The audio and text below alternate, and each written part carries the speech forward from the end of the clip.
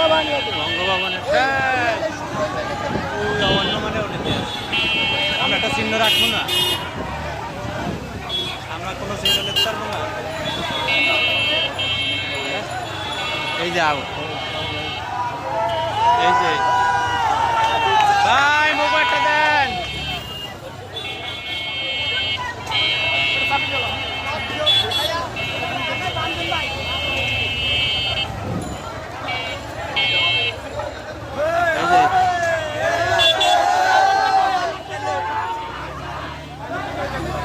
দেখো প্রিন্টার কেউ লই যাই